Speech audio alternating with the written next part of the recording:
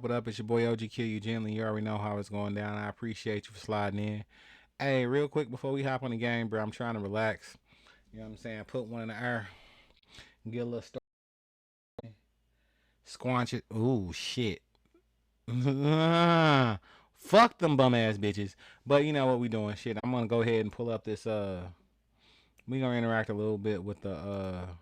What the fuck am I watching, bro? I'm watching Sherman Helmsley, bro. Sherman Helmsley. If we don't know, that's shit. You know, Mr. Jefferson, keeping up with the Jeffersons. We all know that shit. We all done heard it. You know, shit. We vibing on it. So shit. Let's go ahead and get into it. Real shit. Oh, bro, throw some threes in the chat. That's how we support. I'm actually watching this Sherman Helmsley. They talking about a scandalous life, and I was having audio issues throughout. It's been a minute since I did a reaction video, so I didn't really feel like that. Most people like I grew up with Sherman Helmsley, you know, with the convertible top. So I rocks with him. So um, I wanted to react to this because apparently he had a lot of shit going on, but I was having audio issues throughout a lot of this. So what I'm doing is, fixing it, going back and rocking with it. But shit, how we doing? Oh damn, I didn't headbutt at the motherfucking mic and shit, bro. My bad. ah, Jonas McGee from Norway, bruh. That does not sound super Norwegian to me, for real, for real.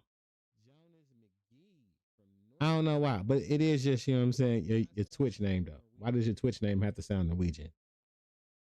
I'm tripping. Stereotypical American over here. Thinking we know shit. We don't know shit, buddy. We know how to entertain, though. Let's get back to George Jefferson. Let's get back to the beginning of his life.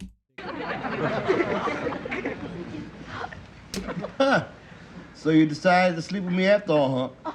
And it's a shame that people have to live their lives like that. On screen, Sherman Hemsley played the larger-than-life character of George Jefferson. But off-screen, Sherman Hemsley's private life was very scandalous, and he took many secrets with him to the grave. In his final years, Sherman lived as a recluse, and his personal life was full of drama. Since his passing, the drama has only gotten worse as people have spoken out on Sherman Hemsley's many secrets. Instead of resting in peace, Sherman lay unburied for months. From 1938 to 2012. This man been dead for damn near, you know what I'm saying, for about 12 years. Still impactful. I still know who he is. Keeping up with the Jeffersons, moving on up. It's actually part of a really big pop theme song. And, it's a show tune, bruh. Like, they don't call them show tunes no more, but that's what it is. Moving on up. I used to get excited when you used to hear the motherfucking songs come on, when TV shows used to come on. Like, that new X-Men don't give me that feeling though, bruh. When they come on, it's like the bass ain't there. It sound too it sound too synthesized for me, bruh. Like, but it's giving me a good vibe though. I'm liking a more mature concept on that show. But why am I talking about that show when I'm talking about Sherman Helmsley? Because he just that dope, and it goes back to like whenever I was a kid. Most people know him from the Jeffersons. I grew up with him on Amen. I know some of the shit I'm repeating, but I'm gonna go back to my fucking YouTube, pull that shit up, same thing, just like this, and bruh, yeah, we rocking with it. But whenever you go there, right, it'll be a more edited, polished version. So shoot over to my YouTube and give me a follow, bro. Let's go. As his partners and family members argued over the will. Sherman was even accused of secretly running an illicit lab inside his home. So watch along as we unravel who the real Sherman Hemsley was. Early life. Sherman Hemsley was born on February 1st, 1938, in the diverse and bustling neighborhood of South Philadelphia, Pennsylvania. His birth came at a time when America was on the cusp of significant social and cultural changes. Oh shit. South Philadelphia, born and raised. On the playground is where I spent most of my days. Hey, do you know where that's from, y'all? Do you know what that's from? Bro, he grew up where Will ran from in Fresh Prince of Bel-Air. If you know Philly, Philly ain't no pussies. Philly ain't no pussies. So shit, he grew up in Philly with no daddy, bruh. That would unfold over the coming decades. His father, William Hemsley, abandoned Sherman when he was born. Sherman did not even meet his father until he was 14. His father's absence from his life was a defining factor that contributed to his formative years. Growing up without a father figure, Hemsley's mother became the cornerstone of his upbringing, instilling in him a strong work ethic and the importance of perseverance.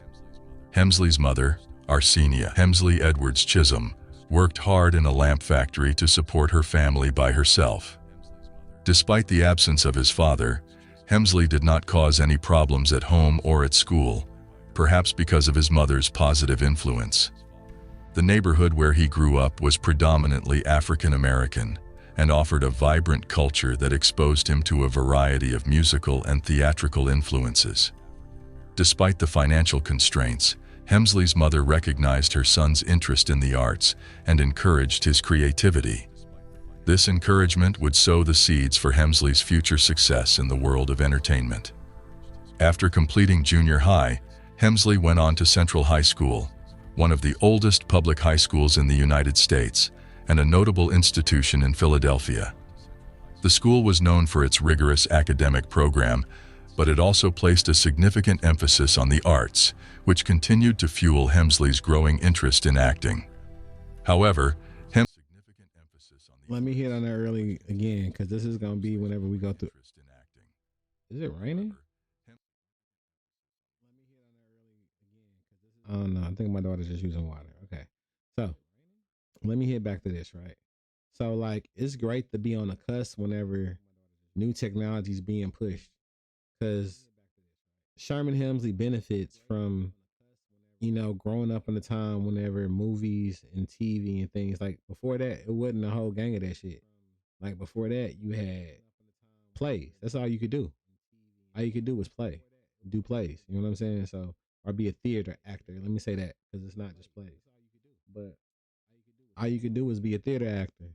So, to come up in the cusp, it's a movement, just like all the people who benefited from, being on YouTube early. If you have a skill set, whenever things open, you can take advantage of that, bruh. But, on top of that, he is a great man and a great character and super charismatic. So, it was easy for him. Hemsley ended up dropping out of school in the 10th grade. It is unclear why he suddenly dropped out, as Hemsley was very private throughout his life and rarely spoke about his childhood in detail. Instead of pursuing a career in acting, Hemsley instead joined the United States Air Force. Oh yeah, let me go ahead and throw this out here. If you rocking with me as OG Kill You Gently, throw me a sub, shit, shoot me a follow, whatever you can do to support my channel, bruh. Hey, support everything. Hey, and my TikTok the same, bruh. Everything the same. Come rock with me. Let's go. OG Kill You Gently. That's OGK1, the one that's been entertaining you. That's LLUGENTOLEY. You see it. Fuck with me. Let's go. Throw some threes in the chat. Let go. However, his time in the military led to him feeling increasingly troubled. To others, Sherman appeared as extremely shy and reserved, but deep down, he had a very large personality that was lively, humorous, and charismatic. But he was too shy to display his true self to his military colleagues, worrying that they would think less of him. The only time he actually felt comfortable and confident was when he was acting on stage, hiding behind a character. He realized the military was not for him. He needed an outlet for his creative, expressive side, but he felt as though people would laugh at him. Man, and on top of that, bro, he was a gay man in the military back in the day, bro, in the Air Force. Hey, but with that frame though, I ain't surprised he was in the Air Force. Most of the time, you gotta be a smaller size. They don't take us super heavy, thick guys, because you gotta be kind of thin and whatnot to get in the planes and do all that other shit. That's the reason why females go to the Air Force too. You'd be surprised. At him if he dropped out of the military to do acting. So he kept his desires to himself and stayed in the military for 4 years in total. After his service in the Air Force, Hemsley returned to Philadelphia. Hold on, we gotta go back. Let's hit that pose. Let's hit that pose. 4 years in total. After his Now, right there, I ain't gonna lie. That is the 70s. I have a car like 60s, 60s, 70s. Now, that's 70s. That's 70s. That's a 70 something, bro. I ain't no 60 shit. Bruh, that pose right there, bro, you can tell us a little sugar in the tanker right there. Right there. He a vibe, though. And everybody know you got a gay family member, bro. They be cool as fuck. Most of the time, they be the most open and down to earth ones, for real, for real. his service in the Air Force, Hemsley returned to Philadelphia. To support himself, he found employment with the United States Postal Service, working as a clerk during the day. This job provided him with a stable income, but it did not quench his thirst for acting. At night, he began to explore his interest in acting more openly by joining local theaters. He used his earnings from his day job to enroll in night classes at the Academy of Dramatic Art. Hemsley's time at the Academy was transformative. He was finally following his dream of acting. There were two Shermans. During the day, his colleagues at the Postal Service knew him as a shy and nervous individual. At night, his theater colleagues knew him as a vibrant and dynamic figure. Look at that man right there, bro. That is all swagger right there, bro. That's charismatic to be up there and be like, fuck it. Hey, ain't that her with the hat look good, bro? Look at it. That her with the hat look good. I'm just saying. You can see it. Figure on stage, fully embracing his love for drama and performance. For the rest of his life, there would always be two Shermans, the offstage Sherman who kept to himself, and the onstage Sherman who was confident and outgoing. He continued to immerse himself in the local theater scene, gaining a reputation as a talented and dedicated performer. Hemsley's persistence began to pay off as he started to receive recognition for his acting abilities. In the 1960s, the turning point in Hemsley's career came when he decided to move to New York City, a hub for aspiring actors looking to break into the Shit, he moved to New York in the 60s, bro. That shit different than now, bro. Way different. But, back in the day, again, theater actor, you feel me? That's what he was doing, was a theater actor. He had to go where the theater was, bro. And he had to go to them big stages because he knew he could shine. The theater industry. It was in New York that Hemsley met a network of fellow artists and industry professionals. Hemsley's Broadway debut was in a play called Pearlie, which solidified his status as a talented actor. His portrayals in plays became so compelling that it caught the attention of Norman Lear, a television producer who was planning an upcoming show called All in the Family. Dude, Norman Lear, bruh. Hold on, let's go back and look at Norman Lear. I'm gonna go back and look at him real quick. Show called Dude, he looked kind of old right here, bro. Did he always, ain't he still alive, bro? I feel like all the great fucking comedies from the 70s, sitcoms from the 70s and 80s he was part of. Some of the shit from the 90s, bro. All in the Family. Sherman's time on All in the Family. Lear saw in Hemsley the perfect actor to play the role of George Jefferson, the bunker's black next-door neighbor. However, Sherman initially refused the role for over 2 years. He was reluctant to transition to television, citing a preference for the immediacy and energy of live theater audience. Damn. Bruh, he didn't want to be on TV, bruh. To tell somebody no for 2 years, bruh. That's because, he really enjoyed that theater experience. That was his high, you feel me? And TV is a delayed high because it's just like YouTube, for real, for real.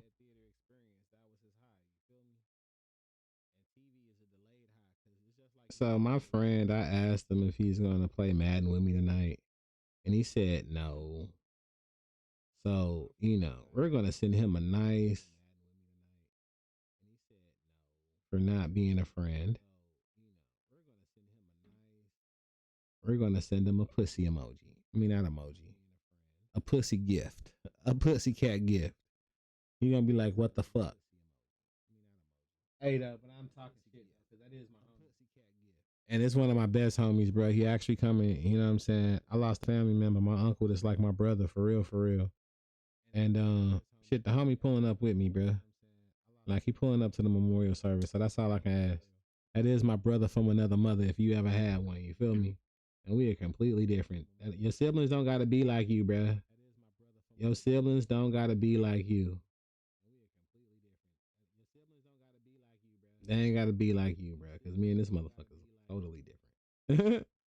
Totally motherfucking different. Damn, I had hella windows opened up on my fucking phone, y'all. Hold on. God damn.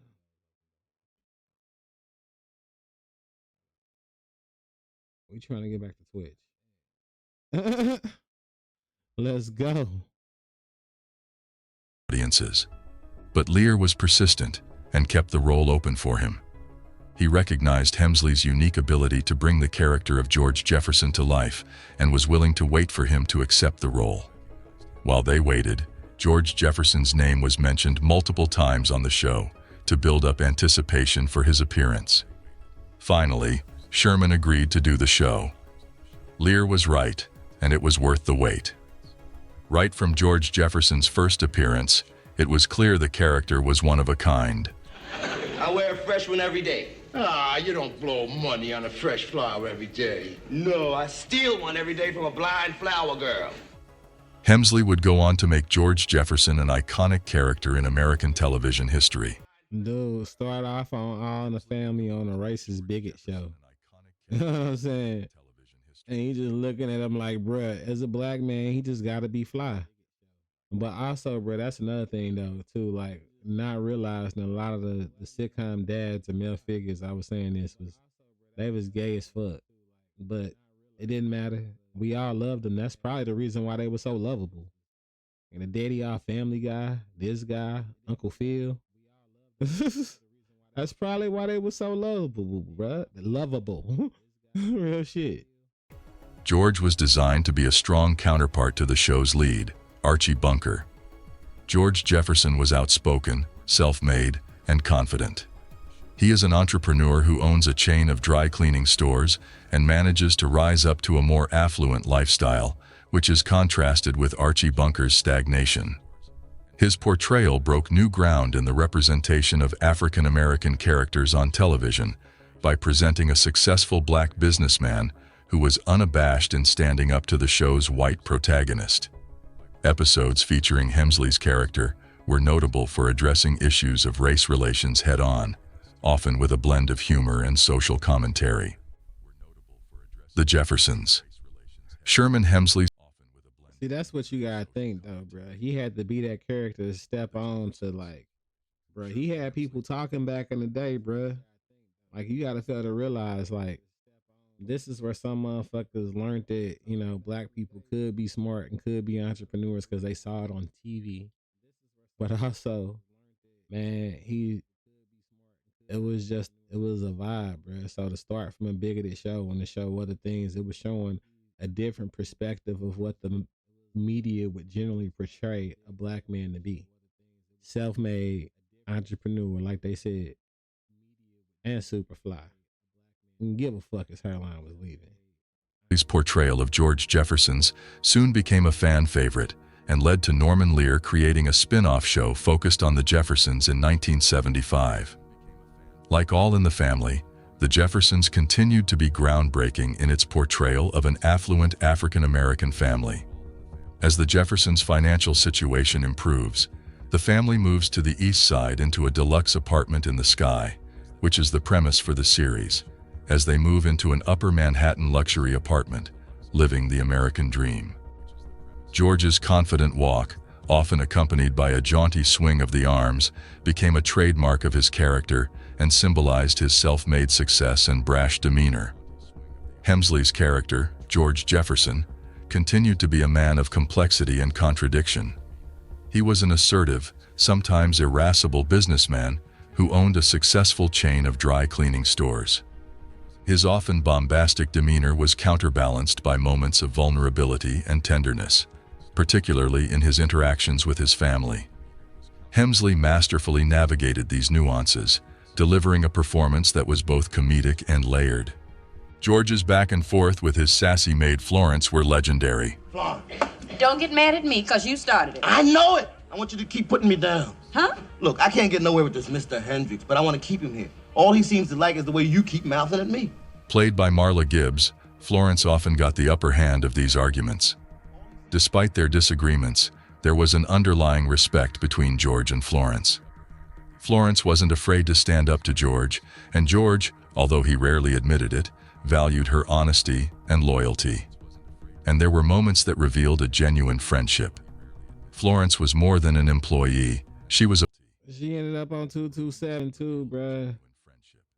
This is my childhood. This is seeing the shows that I grew up on before the shows that I grew up on. Because they were all on different shows by the time I came of age. In the 80s. This is the 70s. a part of the family, and George would occasionally show his appreciation for her. However, his relationship with his mother revealed George's more tender and submissive side. I'm not gonna let you marry this guy. Why should I listen to you? You didn't listen to me when I told you not to marry Louise. Mother Jefferson, played by Zara Cully, was George's opinionated and strong-willed mother. She often treated George as if he were still a child, offering unsolicited advice and criticism, much to George's chagrin. Jet Magazine. Despite their What y'all know bickering, about that? it was also evident that Mother Jefferson was proud of George's... Bruh, Jet Magazine. Don't nobody know, bruh. Look, it's a little boy. You got Jet Magazine. On top of the Jet Magazine, bruh, you would have, bruh, the beauty of the week, bruh.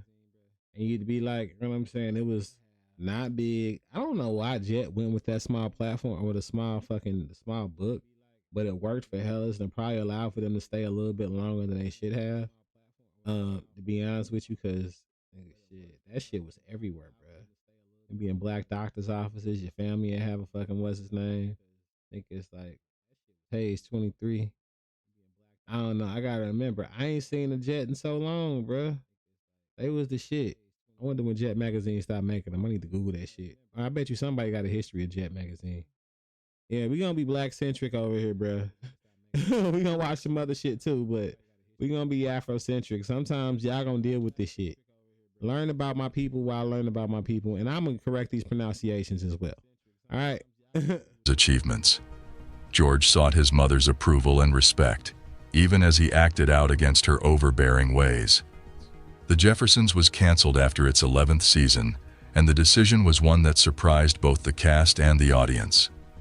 Although ratings were not as strong as they used to be, the show was still relatively popular when it was taken off the air. Sadly, as the cast were unaware the show was going to be canceled, the show never got to finish all the storylines, leaving fans wanting more. There's too many great moments on The Jeffersons to list. Let me know in the comments if you preferred The Jeffersons or All in the Family. Despite this cancellation, The Jeffersons enjoyed remarkable longevity, airing for 11 seasons, 2 more seasons than All in the Family had. 11 motherfucking seasons, bruh? That shit's legendary, bruh. But I guarantee the contract money probably wasn't right. And then you heard he had an illicit drug lab in his house. Woo!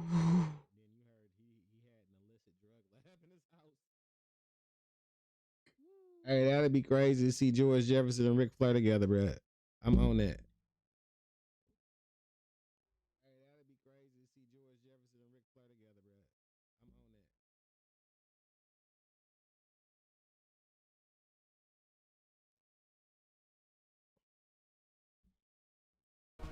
Hemsley's portrayal of George Jefferson earned him a Golden Globe nomination and an Emmy nomination.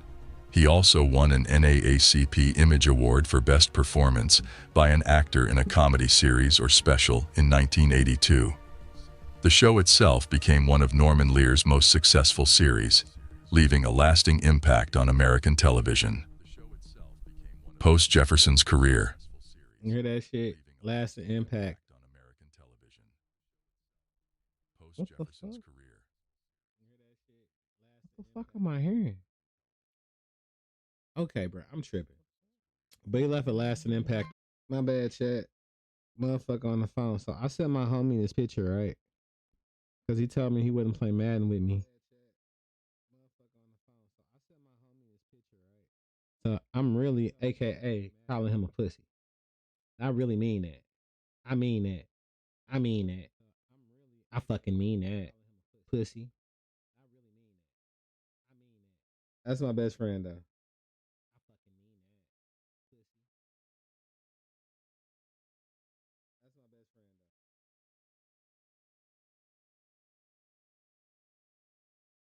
And also, like, you know what I'm saying? Like, I ain't even gonna lie. We had this Madden rivalry back in the day. Like, before it was even, man, I ain't even, we don't want to get super off subject, but before there was Madden, there was QB Club. Man, there was always Madden. Let me just say that. But then there used to be this game called Quarterback Club 97. And me and this motherfucker used to play it in my garage on the fucking floor console TV. You know what the fuck that is. And then we moved on to that, and then I had a kid, and we got in the house and shit, and I was stuck. So when I was stuck in the house, me and this motherfucker used to play Madden, and then I had a kid. And then I had a kid, and the kid was, you know, shit, not in the motherfucker like 19. Big shout out to CB4. All right. So, you know what I'm saying? Now he 19. But when he was little, we'd be trying to play the game and shit. Eventually, this motherfucker just got better than me. And then, once that motherfucker got older, you know what I'm saying? I got a little bit more time. Shit happened. Me and the mama split. Shit, I got more time to play video games, so I was in the house. So I was in the house playing Madden. And I beat this motherfucker ass. You hear me? I was beating this motherfucker ass. So now he got a PlayStation. And I got an Xbox. And now Madden is cross-platform. So it doesn't matter. Right? So I'm like, bring that ass here, boy. No diddy. Right? And he been dipping and diving and ducking me, bro. And I don't like that shit. I don't like it at all. I don't like it at all. All right, let's get back to George Jefferson. Middle rank, story in the middle of the motherfucker side. After the Jeffersons ended its successful run in 1985, Sherman Hemsley continued to work in television, although he found himself typecast to some extent due to the strong identification of viewers with his character, George Jefferson. One of Hemsley's significant post-Jefferson's roles was as Deacon Ernest Fry on the NBC sitcom Amen, which aired from 1986 to 1991. On Amen, Hemsley played the role of a church deacon at a Philadelphia church, showcasing his comedic talent in a setting that was different to his previous work as George Jefferson. The show ran for 5 seasons, and Hemsley's new character was also another strong-headed, opinionated, and comedic role that resonated with audiences. Now you're gonna have to do something about yourself. People are complaining you're blocking their view of the choir. In addition to live-action television, Hemsley also lent his voice to the character of B.P. Richfield on the ABC live-action puppet series Dinosaurs. The show, which I forgot about that, bruh. You know what? As a kid, I probably didn't even trip off of it. Like the voice actors and shit, whenever I was a kid, bro, we had great voice actors and people popping in. That was actually probably pretty dope for them. I never tripped off that, bruh. Fuck. That wasn't the credits I was thinking of. I don't think of Dinosaurs for Sherman Hemsley. Amen, All in the Family. Amen, All in the Family. The Jeffersons, all those I think about. Dinosaurs, I didn't, but I do remember Dinosaurs though. I watched that shit. Ran from 1991 to 1994, featured Hemsley as the voice of the main character, Earl's boss. His voice acting work on Dinosaurs demonstrated his versatility. Throughout the 1990s and into the 2000s, Hemsley made guest appearances on various television shows, including The Fresh Prince of Bel-Air, where he portrayed Judge Carl Robertson. Judge Robertson, it's so good to see you, sir. It's so easy to see you, Philip. And in Sister Sister, where he played the role of Tia and Tamara Mowry's grandfather. These appearances allowed Hemsley to reach new audiences and to be seen in a different light from his iconic role as George Jefferson. Hemsley's other television work included the short-lived sitcom Good Behavior, which aired in 1996. He played the lead role in the series, which lasted for 1 season. In addition to his television roles, Hemsley occasionally reunited with Isabel Sanford, his co-star from The Jeffersons, for various projects. Ready, George? Moving on up to the east side, to our deluxe apartment in the sky. They appeared together in commercials for companies such as The Gap, Old Navy, and Denny's, and they participated in a touring company of the real live Jefferson stage show in the 1990s. Oh, damn. Their partnership continued until Sanford's health began to decline prior to her death in 2004. Hemsley also had an opportunity to showcase his love for music. He had been a jazz keyboardist, and in 1989 released a single, Ain't That a Kick in the Head.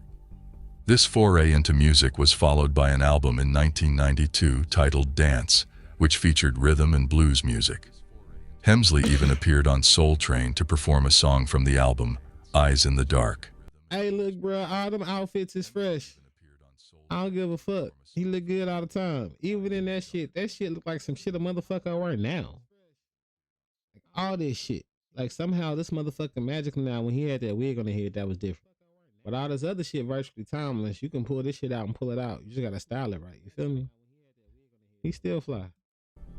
Beyond his professional endeavors, Hemsley participated in the Celebrity Classic TV edition special of ABC's hit primetime quiz show, Who Wants to Be a Millionaire, in 2001, where he won $125,000 for his charity. This appearance underscored his continued popularity and the affection the public held for him years after The Jeffersons had concluded.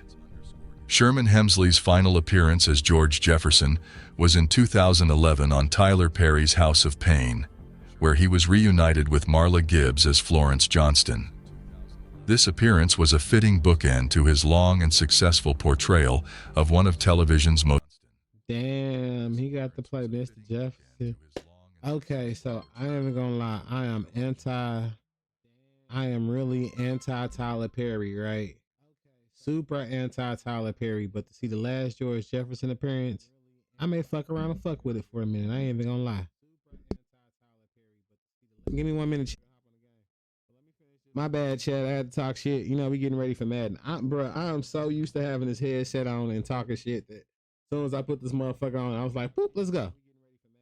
Most memorable characters. Hemsley's contribution to television was formally recognized when he was inducted into the Television Academy Hall of Fame in 2012. Sherman Hemsley's death. A few months after being inducted into the Television Hall of Fame, Sherman sadly passed away at 74 years old on July 24, 2012, at his home in El Paso, Texas. The cause of death was superior vena cava syndrome, which is a complication associated with lung carcinomas. The medical examiner's report from El Paso County, Texas, noted that Hemsley had a malignant mass in one of his lungs, and that chemotherapy and radiation had been recommended for treatment, but the treatment unfortunately failed to save his life. However, after his passing, a lot of revelations have come out about Sherman. Firstly, there were the immediate legal arguments over where Sherman would be buried. Hemsley was initially meant to be interred at Fort Bliss National Cemetery, a decision that reflected both his military service and his love for his adopted hometown of El Paso. However, the process was halted due to legal disputes that arose over his estate and the final arrangements for his burial. The drama surrounding Hemsley's estate began when the medical examiner was trying to find out if he had any living relatives. The examiner opened Sherman's cell phone and discovered a man called Richard Thornton in his contacts, who he then phoned. Richard Thornton from Philadelphia claimed to be Hemsley's secret brother and the rightful heir to Hemsley's assets. This was a surprise to everyone who knew Sherman, as he had never mentioned anything about having any living relatives. Thornton contested the... Oh shit, you hear that shit? Randomly, bruh. You die. You don't talk to nobody. Randomly, brother. And you know, he was of that life, so typically when you at that life, he ain't had no kids, and I'm pretty sure he ain't had no beard. And I ain't mentioned no woman he was with the entire time, so he was just being him without being him. That's the reason why his separate self outside of Hollywood was he stuck to himself. It makes sense. The will that Sherman had allegedly written a month before his passing. This will had named Flora Enchinton as the sole beneficiary. Flora, who had been a longtime business partner and friend of Hemsley, claimed that they had lived together in Hemsley's home, along with his male friend Kenny Johnston, for more than 2 decades. She asserted that Hemsley never mentioned any relatives during the time they knew each other. Flora described their friendship as one that began when Hemsley and Johnston moved from Los Angeles to El Paso, at a time when they were both struggling, highlighting how their friendship was formed through challenging times. Thornton's challenge to the will brought the funeral and burial process to a standstill. This situation resulted in Hemsley's body remaining at the San Jose funeral home in El Paso for several months, a period that was undoubtedly distressing for those who cared for him and wished to see him laid to rest with dignity. The legal battle over Hemsley's estate and That's crazy. Motherfuckers was fighting over his fucking, probably his IP, his intellectual look, all that type shit, and fighting for, you know, his rights, his back end, all the residuals from everything he done been in, bruh. Because again, you know, he got that Disney money again. I'm gonna say that shit. He was in some Disney shit. He done did voice acting. So at that point in time, like, bruh, to not have your body laid to rest because motherfuckers fighting over your money because your shit wasn't right, that shit crazy, bruh. More money, more problems. Motherfucker shit, most of the time, that's the reason why it's kind of best to die sound fucked up. But have some life insurance, y'all. Real shit. So that way when you die, your people ain't got to pass shit around. And it ain't shit to fight over. You know what I'm saying? Like, shit. At least make sure you got enough to put you in the ground, enough to make sure your peoples can, you know what I'm saying, do what they need to do without you. remains was protracted and public, attracting media attention and commentary on the nature of posthumous disputes over celebrity estates. The situation underscored the complexities that can arise when wills are contested and when the intentions of the deceased are called into question. A DNA test proved that Richard was the brother of Sherman, a result of his absent father's double life. The dispute was eventually resolved in November 2012, when Judge Patricia Chu ruled in favor of Flora, affirming her as the rightful beneficiary of Hemsley's will. With the legal hurdles cleared, Hemsley was finally given a military funeral and was interred at Fort Bliss National Cemetery, according to his wishes. But this was not the only revelation that came out after Sherman's passing. Another revelation was that Sherman secretly had a lab in his basement that was used to make certain substances. Sherman was a big fan of the Australian band Gong, and he invited the lead singer David Allen into his home. In an interview, David stated that on the inside, nobody knows I'm a lesbian, bruh. That's some shit. What he finna say he saw in Sherman Hemsley house though. Of the front door of Sherman's house, there was a sign saying, "Don't answer the door because it might be the man," a reference to the authorities. David said that the basement looked like a laboratory, and there was equipment everywhere which was used to make various substances, and there were 2 Puerto Ricans acting very suspicious the entire time he was there. David said that although Sherman was very friendly, he felt as though he was surrounded by very strange people. David first told this story in 1999, and Sherman never came forward to dispute it. He was known to be a fan of David Allen's music and liked to dance to it, so it seems unlikely that David would make up the entire story in such great detail. And David was also not the only one to mention these 2 Puerto Rican people living with Sherman. Multiple people allegedly heard that this Puerto Rican couple was living with Sherman for decades. There have been suggestions that Sherman was very shy and lonely and was desperate for friends, and that this Puerto Rican couples might have taken advantage of his desperation and wealth. As Sherman was very private and never spoke about his personal life, we may never know the truth of what happened here. In addition to this, other revelations have come forward regarding Sherman's personal life. Despite being a popular character on television for decades, Sherman never married or had kids, and was never known to have dated a woman. This has led to lots of gossip over the years that Hemsley was gay, although he himself never known to have dated a woman. Bro, you know what I'm saying? No kids. It is what it is. I don't hate him for it though, bro. It is what it is. He brought me hella joy. Never publicly confirmed or denied these rumors, possibly as he was worried it would affect his career. However, since his passing, some of his co-stars have spoken out. A woman who worked with Hemsley on The Jeffersons claimed that during their travels for the show, Hemsley would bring his male partner along and they would stay in the same room together. Apparently, he did not go out of his way to hide his personal relationships from his co-stars. Additionally, his co-star Garrett Morris has confirmed that he knew about Sherman's relationships, stating that he did not try to hide it. Did you know, Yes, or did any of you guys know that he was in the closet yes, at I that did. time? Yeah, I did. Yeah, I knew a long time. Oh, so it was an open I secret. knew it. It is clear that in his personal life, Hemsley was a shy and intensely private individual, a stark contrast to the confident characters he famously portrayed. Regardless of the mystery surrounding his private life, Sherman will be remembered for his iconic and groundbreaking portrayal of George Jefferson.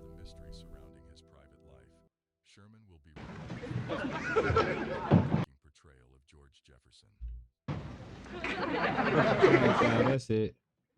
So, for real shit, bro. That's what we on. George was a wild guy, bro. But apparently he was a loving, caring guy as well. And he was from Philly. So, you know, we gotta rock with it, bro. You know, he brought us hella joy throughout his life, played some memorable characters, and a live on in film history for hellas, because at some point in time, somebody gonna make some money impersonating them, and people gonna fall in love with them again. You know what I mean? Again, the George Jefferson's a hairstyle. You know what I'm saying? He wore that shit confidently. And bruh, shout out to Sherman Hemsley, R.I.P. Thanks for the memories.